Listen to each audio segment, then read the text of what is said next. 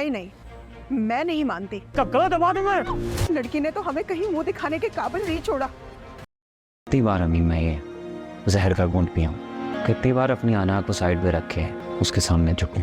तो भाई drama serial Bismil के आने वाले एपिसोड में आप लोग देखेंगे इतना सब कुछ हो जाने के बाद भी मासूमा अपने कदम पीछे बिल्कुल भी नहीं करेगी और मूसा भी इसी गलतफहमी में होगा कि जो कुछ वो मासूमा के साथ करके आया है उसके बाद मासूमा अब हमारे घर की तरफ देखना भूल जाएगी। लेकिन उसे ये मालूम नहीं कि मासूमा शुरू से लेकर आज तक एक लालची लड़की रही और यहाँ पर तो अब तो उसके बाप के जाने के बाद उसकी अकल ठिकाने नहीं आती। उसने अपनी माँ को साफ साफ अल्फाजों में कह दिया है कि अब वो मूसा और उसकी माँ को किसी भी सूरत नहीं छोड़ेगी, क्योंकि जिस तरह से उन लोगों की वजह से इसके बाप की मौत हुई है। लेकिन ये तो मासूमा की गलतफहमी है कि उनकी वजह से इसके बाप की मौत हुई है। इसकी बाप की मौत इसके करतूतों की वजह से हुई है। अगर मासूमा अपनी जिंदगी में ऐसा कदम ना उठाती तो आज इसका बाप इसके साथ होता। ये जो कुछ भी हो रहा है सब कुछ मासूमा की वजह से हो रहा है। लेकिन मासूमा ब्लेम कर रही है तौकीर साहब के घर वालों के ऊपर। अभी भी वक्त है मासूमा की माँ अपनी बेटी को समझाती है कि तुम जो कुछ भी कर रही हो ये सब कुछ करना छोड़ दो। और वैसे भी एक आदमी के लिए उसकी पहली बीवी ज्यादा मायने रखती है और जितना उसकी पहली बीवी सब्र करेगी उतना उसके पांव और भी मजबूत हो जाएंगे।